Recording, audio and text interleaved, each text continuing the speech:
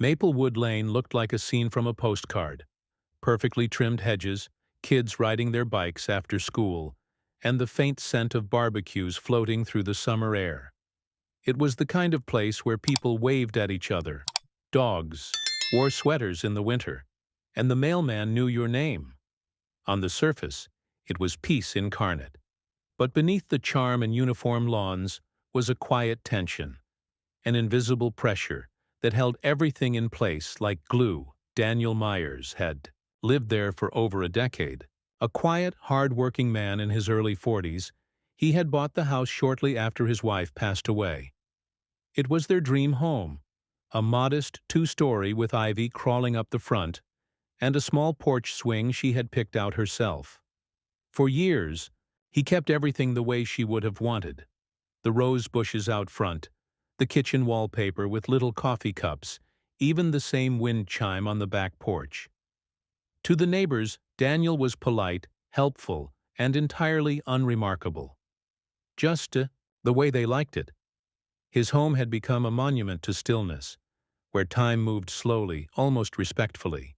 Every creak of the floorboard, every breeze that touched the curtains, seemed to whisper reminders of what once was. But Daniel wasn't bitter. Grief had softened over time into something manageable, more like background music than a crashing wave. He busied himself with small projects, occasional handyman jobs around the neighborhood, and long walks that always ended at the same bench in the nearby park. The Homeowners Association, or HOA as everyone called it, had rules for everything. When to mow your lawn, the shade of white your fence could be, even how many decorations were acceptable on holidays. And although most residents complied with a weary smile, there was one person who took these rules to heart with near-religious zeal. Karen Wilmore. Karen was the self-appointed guardian of Maplewood's perfection. Always watching, always writing. Notes, always ready to send an email, just to keep things in order. Most people found her irritating but harmless. Daniel mostly ignored her, until the day he decided to sell his home. It wasn't a sudden decision. The memories had grown heavy, the house too quiet. He didn't need all the space anymore, and truthfully, he needed a fresh start. The idea of leaving hurt, but staying felt like he was trapped in a time capsule. So, quietly and without any grand announcements, Daniel began the process of listing the house. He fixed up the guest bathroom, painted the exterior, and even planted new flowers out front. He wanted it to look just right, for the next family and for his wife's memory. That's when the mood in the neighborhood started to shift. Neighbors who once waved now barely looked at him.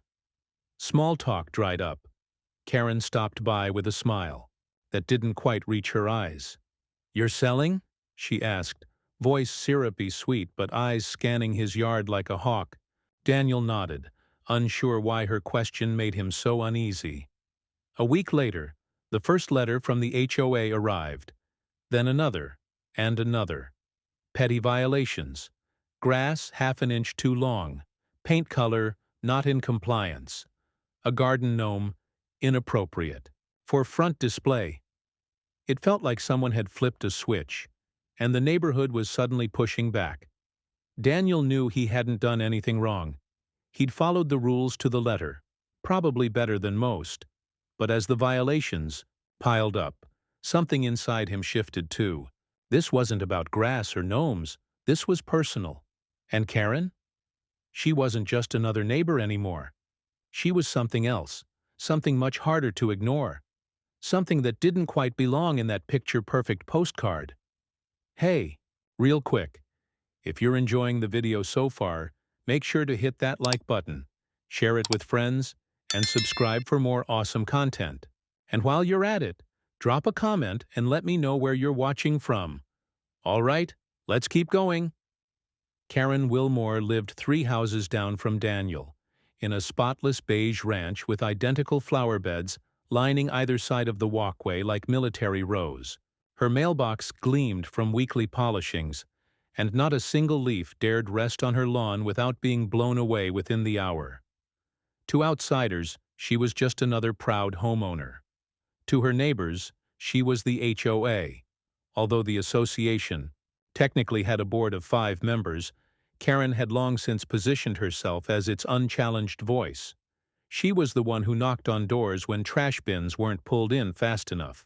She was the one who volunteered to lead every seasonal committee, from the Easter egg hunt to the Christmas light audit. She had a clipboard for every occasion, and a smile that didn't quite mask the judgment behind her eyes.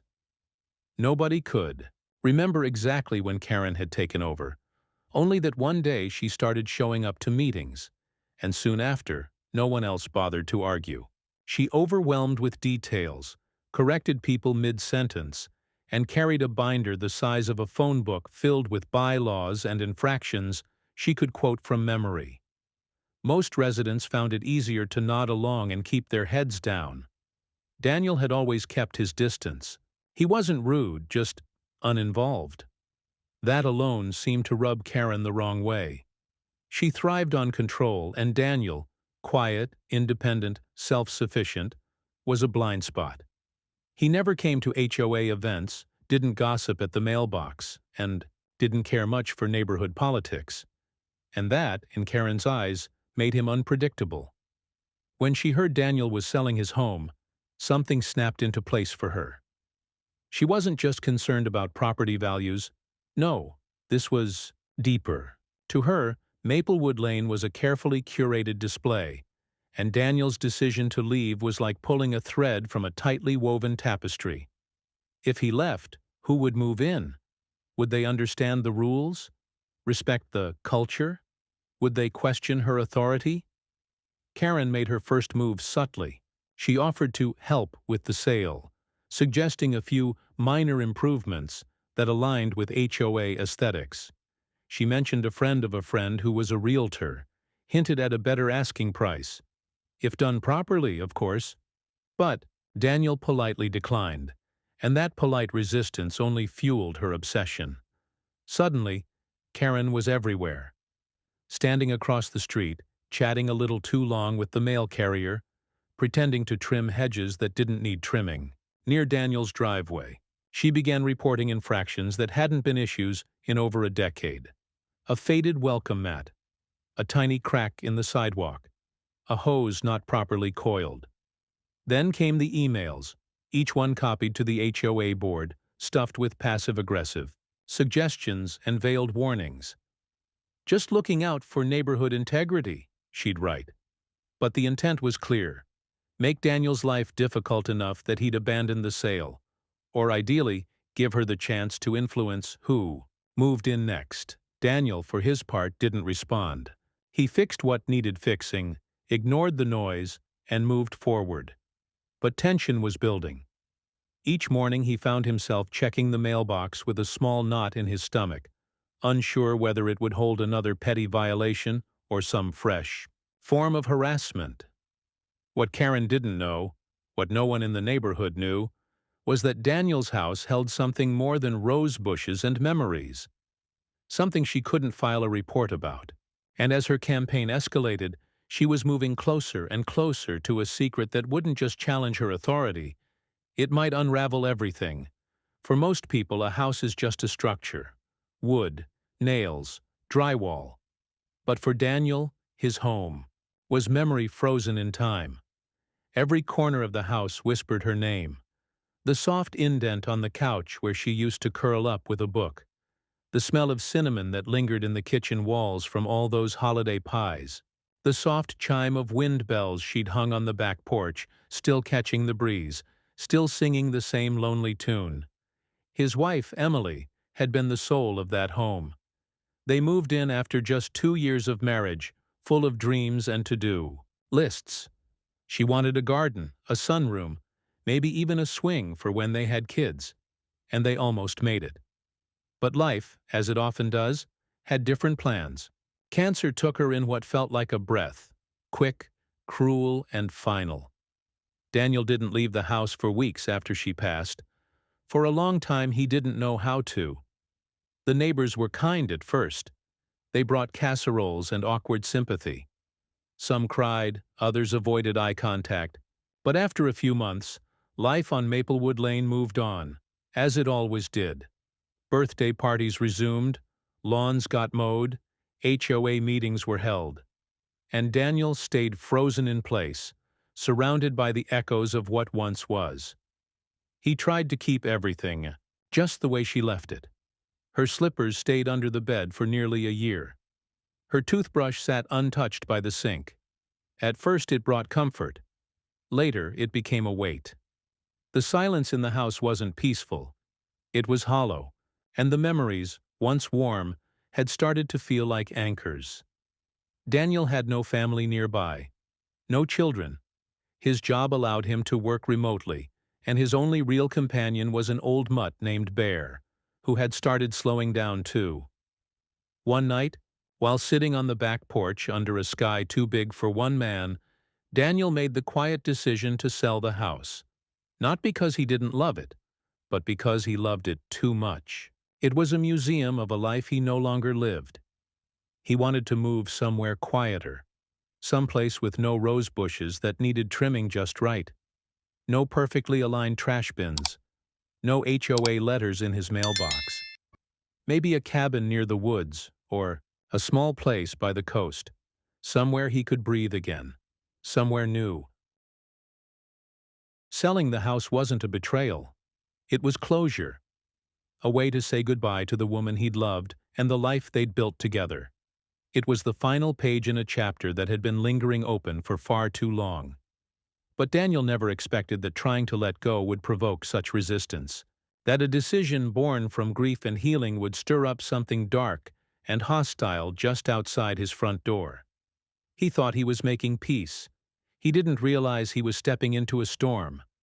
It started with letters, mild at first, notices, tucked neatly into Daniel's mailbox, citing minor code violations.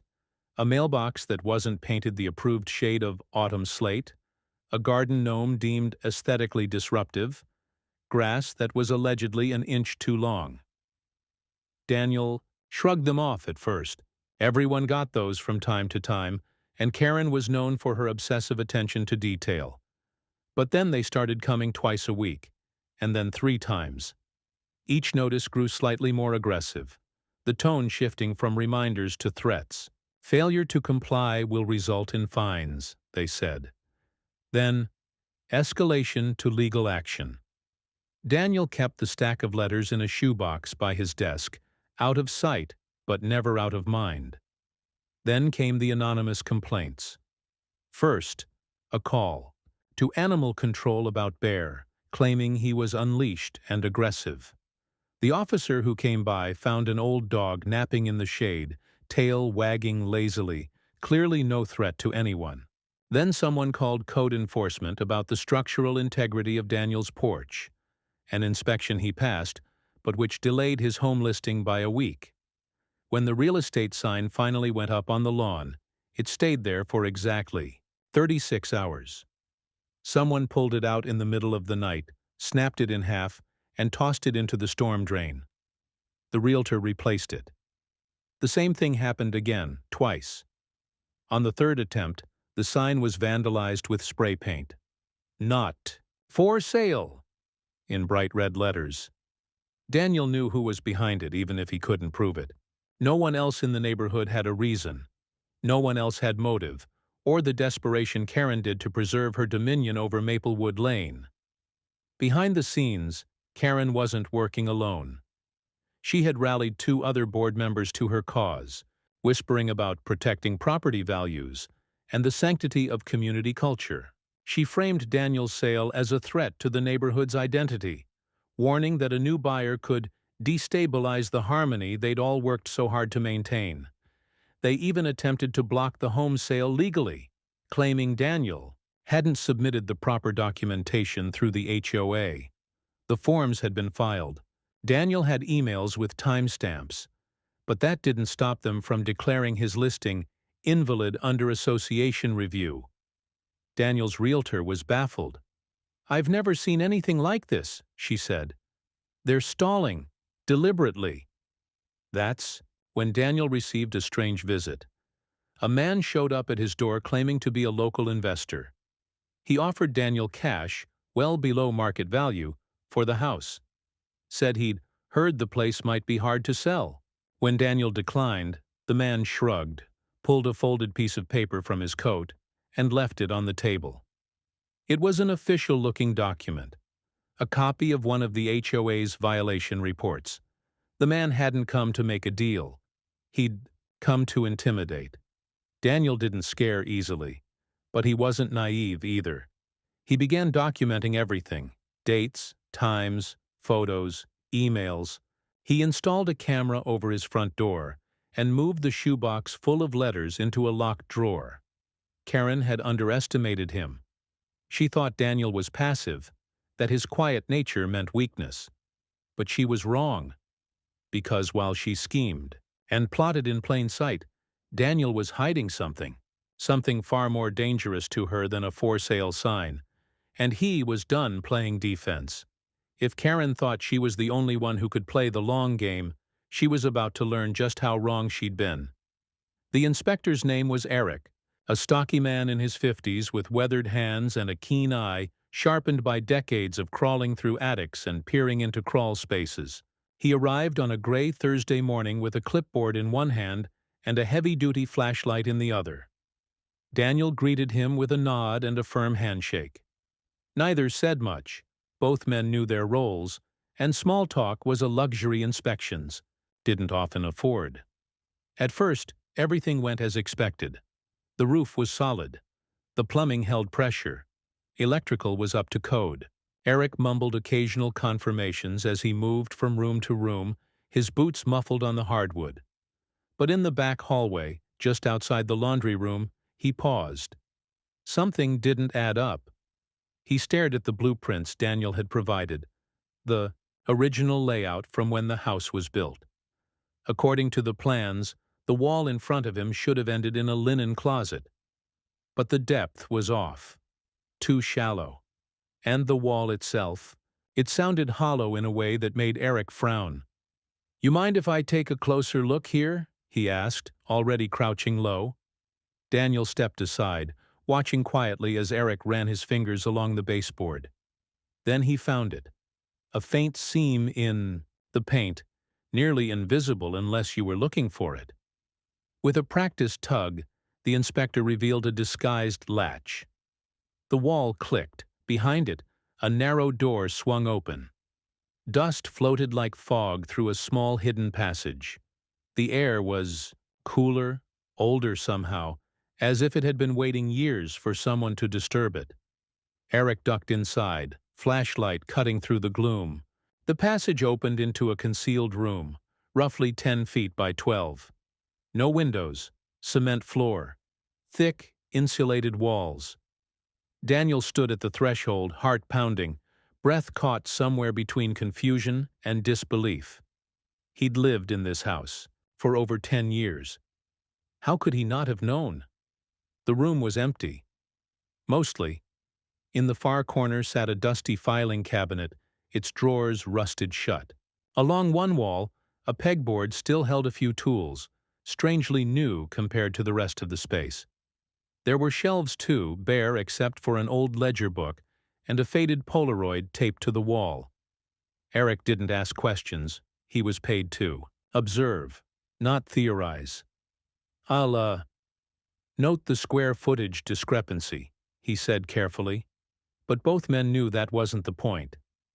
That night, Daniel returned to the room alone. He opened the ledger. Names, dates, strange notes scribbled. In shorthand, payments, transactions, something that looked like inventory. It wasn't his handwriting, and it wasn't his past. He examined the Polaroid. It showed a man, blurry and mid-motion, standing in what appeared to be the same room. Behind him, a crate. On the back of the photo, a date, July 1994. That was more than a decade before Daniel had ever stepped foot in the house. The walls felt closer now. He shut the hidden door behind him and leaned against it, the gravity of what he'd found settling into his bones. This wasn't just a secret room.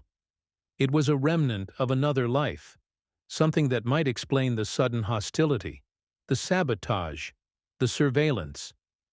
Because if Daniel didn't know the room existed, maybe someone else did, and maybe that someone didn't want it found. Daniel couldn't stop thinking about the room.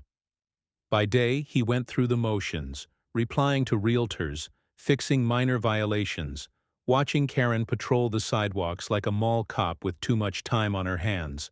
But every night, when the neighborhood lights dimmed and Maplewood Lane fell into its usual hush, he returned to that hidden space behind the laundry room wall. He'd brought in a work lamp, swept the floor, and opened every drawer in the rusted filing cabinet. What he found wasn't criminal, not in the traditional sense, but it was something else, something complicated, and something dangerous. The room had once belonged to the house's original owner, a man named Thomas Granger. Daniel didn't know much about him. He'd been just a name on the deed when Daniel bought the house. But in the ledger were journal-style entries in Thomas's shaky handwriting, mixed with item logs and numbers. It took Daniel a few days to piece it together. Granger had been part of a shadowy underground movement during the early 90s, an informal network of whistleblowers, activists, and information brokers. He'd used the hidden room as a private archive and safe house for sensitive documents. And apparently at some point, he'd been hiding people. One note read, "Guest arriving Tuesday. Stay quiet. Leave back door unlocked after dark." There were sketches of floor plans, old maps with strange red markings, even documents stamped with government letterheads. Some were half-burned, others water-damaged. But what scared Daniel the most was a yellowing envelope tucked behind a loose panel in the wall. It was labeled, simply, "Do not open unless forced." He didn't open it. Not yet. Instead, he started digging into Thomas Granger. A few hours online confirmed his suspicions. Granger had vanished mysteriously in 1997, declared legally dead 5 years later. No body. No answers. No next of kin. Daniel began to realize the room wasn't just hidden from blueprints. It had been erased, and not by accident. It explained the unease he'd always felt in that corner of the house. The cold spot. The weird echo in the wall when he tapped it. He'd thought it was just the house aging. But now? Now he knew the house was hiding something, because someone had told it to.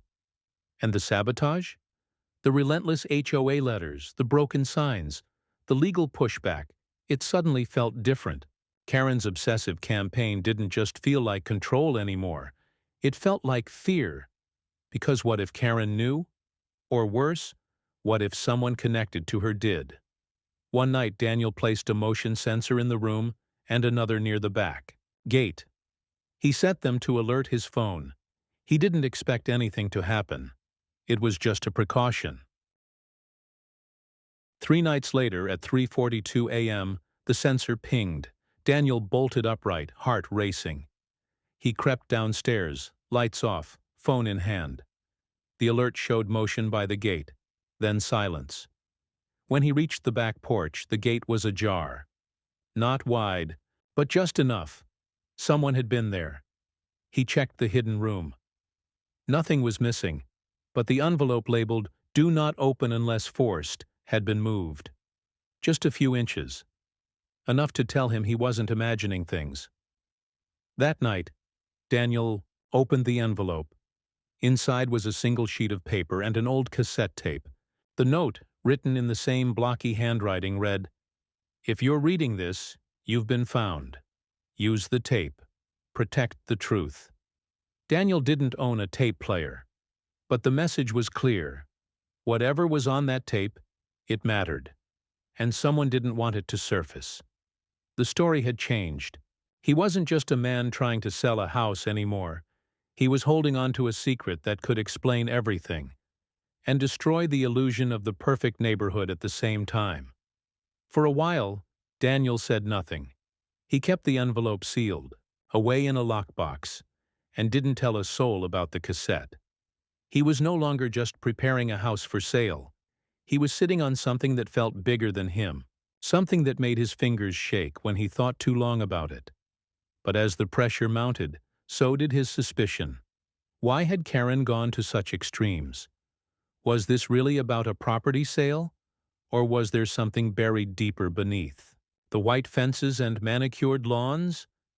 The answer came, like most secrets do, by accident. It was a Friday afternoon when Daniel received a letter addressed to Thomas Granger. Odd. He hadn't seen that name on incoming mail in years.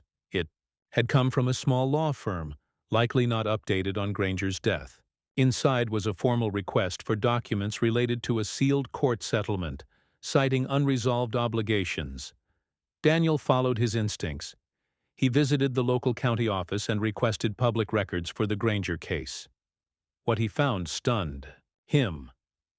In 1996, Thomas Granger had filed a whistleblower complaint against a private contracting firm involved in illegal surveillance and data manipulation for local governments. The complaint had mysteriously disappeared, but not before implicating a list of individuals.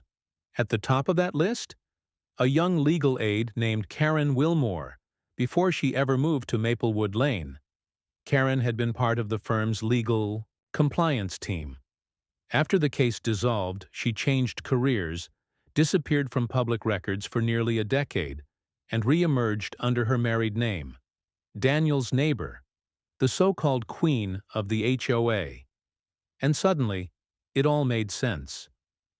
The documents in the hidden room weren't just inconvenient. They were dangerous. If the right people saw them, Karen's past would resurface.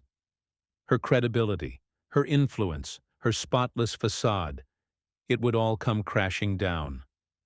Daniel realized the harassment, the sabotage, the orchestrated intimidation. It wasn't just the HOA keeping property values high. It was a personal crusade. Karen wasn't protecting the neighborhood. She was protecting herself. He thought back to the investor who'd tried to buy the house for cash, the legal pushback, the mysteriously misplaced inspection forms. It had all been coordinated. Every step, every tactic. Karen had used the HOA as her own shield, her own weapon. And the neighborhood? They had no idea. But Daniel wasn't scared anymore. He was angry. He met with a local journalist. Not just any journalist, someone who had written about municipal corruption in the past, someone who would know what to do with a cassette tape and a dusty box of evidence. That weekend, Daniel put his house back on the market, officially this time. The photos went up, the listing went live, and with it, the quiet storm Karen had been trying to avoid. 3 days later, the story broke online. Local HOA leader linked to buried whistleblower case, hidden room uncovered in quiet suburban home. The neighborhood buzzed with confusion and disbelief. Some defended Karen, others demanded her resignation. The HOA board held an emergency meeting. By the end of the week, Karen had stepped down, citing health reasons. Daniel didn't gloat. He didn't celebrate. He just sat on his porch with Bear beside him, watching the street in front of him shift. For once, not in fear, but in relief. He'd uncovered the truth. And now, the neighborhood would have to live with it.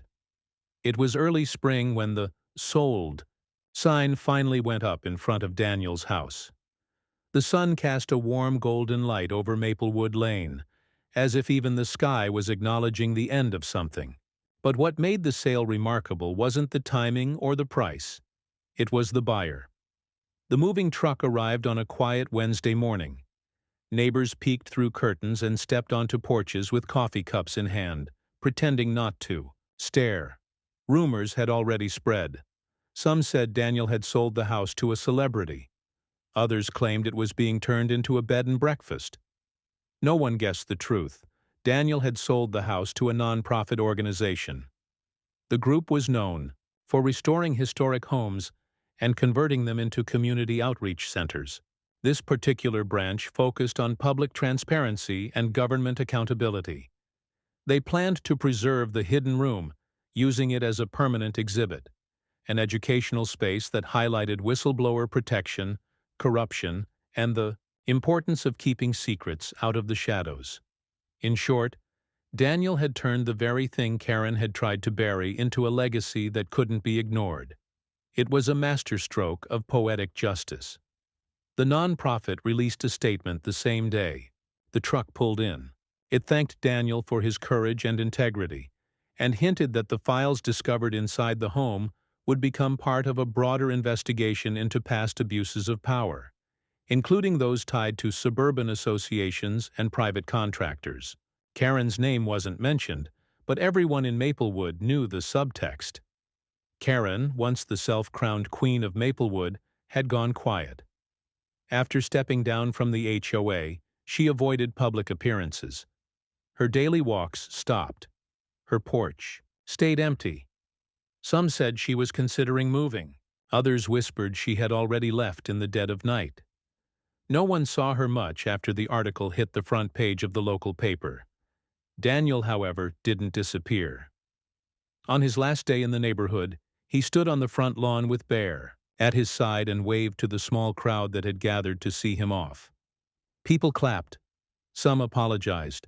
A few simply nodded, the unspoken tension between them finally replaced with something closer to respect. Before getting into his truck, Daniel walked over to the new director of the nonprofit, shook her hand, and handed over one last sealed envelope. The original "Do not open unless forced" note. "It's yours now," he said. "Do something good with it." Then he drove off, heading toward a small cabin near the mountains, a place without HOA letters, lawn inspections, or secrets behind drywall. A place where he could finally rest. The house he left behind became more than a home. It became a symbol. A reminder that even in the quietest neighborhoods, behind the friendliest smiles and most pristine lawns, truth can be buried, and that one ordinary man, with nothing but a tired dog and a stubborn heart, can unearth it. If you're watching this and wondering what you'd do in Daniel's shoes, ask yourself, what secrets are your walls hiding? Don't forget to like, subscribe, and share if you found this story worth telling. Because sometimes justice starts with simply refusing to stay silent.